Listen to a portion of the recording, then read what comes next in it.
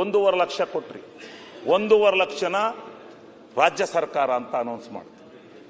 ಇನ್ನು ಉಳಿದಿರ್ತಕ್ಕಂಥ ದುಡ್ಡನ್ನ ಫಲಾನುಭವಿ ಆಯ್ತು. 1 ನಿಮಿಷ. 1 ಲಕ್ಷ ಪ್ರಧಾನ ಮಂತ್ರಿ ಆವಾಸ್ ಯೋಜನಾ ಅಂತ ಹೇಳ್ಬಿಟ್ಟು 1.5 ಲಕ್ಷ ಕೊಡ್ತಾವ್ರೆ.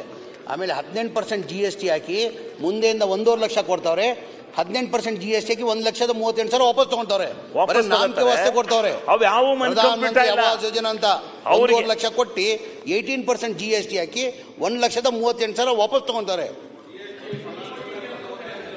1,38,000 ಈಗ ಮನೆ ಕಟ್ಟಬೇಕಾದ್ರೆ 7 ಲಕ್ಷ ಏನಕ್ಕೆ ಆಗ್ತದೆ? 6 ಲಕ್ಷದಲ್ಲಿ ಮನೆ ಕಟ್ಬೋದು. 6 ಲಕ್ಷದಲ್ಲಿ ಮನೆ ಕಟ್ಬೋದು. 7.5 ಲಕ್ಷ ಕಾಸ್ಟ್ಲಿಗೆ ಆಗ್ತಾ ಇದೆ ಬಿಕಾಸ್ ಆಫ್ GST. 6 ಲಕ್ಷದಲ್ಲಿ ಮನೆ ಆಗ್ತದೆ. 6 ಲಕ್ಷದಲ್ಲಿ ಮನೆ ಆಗ್ತದೆ. 6 ಲಕ್ಷದಲ್ಲಿ ಮನೆ ಕಟ್ಟಕ್ಕಾಗ್ತದೆ. 7.5 ಲಕ್ಷ ಬಿಕಾಸ್ ಆಫ್ GST. ಮನವಿ ಮಾಡಿ ಕೇಳ್ಕೊಳ್ತೀನಿ. ಕೇಂದ್ರದಲ್ಲಿ ನಿಮ್ದೇ ಸರ್ಕಾರ ಇದೆ. ಬಡವ್ರ ಮನೆ ಮೇಲೆ GST ಹಾಕಬೇಡ, ತೆಗೆ ಕೇಳಿ. ಬಡವ್ರಿಗೆ ಒಳ್ಳೇದಾಗ್ತದೆ. ಕೈ ಜೋಡಿಸಿ ಕಂಟಿನ್ಯೂ ಮಾಡಿ. ಅಂತಂದ್ರೆ ಎಷ್ಟಾಗುತ್ತೆ ಸರ್? ಎಷ್ಟಾಗುತ್ತೆ 18%? ಯಾವ ಲೆಕ್ಕ?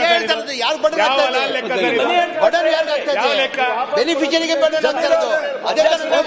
ಮಂತ್ರಿ ಅವರು ಮಾತಾಡ್ಲಿ. ಶಿವಲಿಂಗ ಅವರೇ ಕಂಟಿನ್ಯೂ ಮಾಡಿ. ಈಗ ಕಂಟಿನ್ಯೂ ಮಾಡಿ. ಇವ್ರೆ ಯತ್ನಾಳ್ ಅವ್ರೆ ಆಯ್ತು.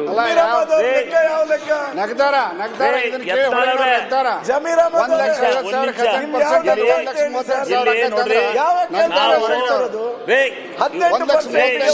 ಕಂಟಿನ್ಯೂ ಮಾಡಿ.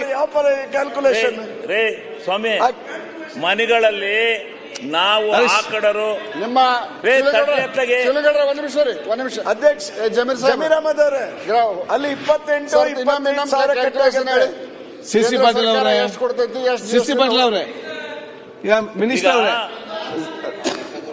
ಜಮೀರ್ ಅವರೇ, ಮಿನಿಸ್ಟರ್ ಅವರೇ, ಜಮೀರ್ ಅವರೇ, ಅವ್ರು ಏನ್ ಕೇಳ್ತಾರೆ ಅಂತ ಹೇಳಿದ್ರೆ 1,38,000 ಅಲ್ಲಿ GST ಆಗ್ತಾವ್ರೆ. GST 18% ಅಲ್ಲ. ಪ್ರಧಾನ ಮಂತ್ರಿ ಆವಾಸ್ ಯೋಜನಾ ಅಂತ ಹೇಳ್ಬಿಟ್ಟು 1 ನಿಮಿಷ. ಪ್ರಧಾನ ಮಂತ್ರಿ ಆವಾಸ್ ಯೋಜನಾ ಅಂತ ಹೇಳ್ಬಿಟ್ಟು ಕೇಂದ್ರ ಸರ್ಕಾರದಿಂದ 1.5 ಲಕ್ಷ ಕೊಡ್ತಾವ್ರೆ. 1.5 ಕೊಡ್ತಾರೆ. 1.5 ಲಕ್ಷ ಕೊಡ್ತಾವ್ರೆ.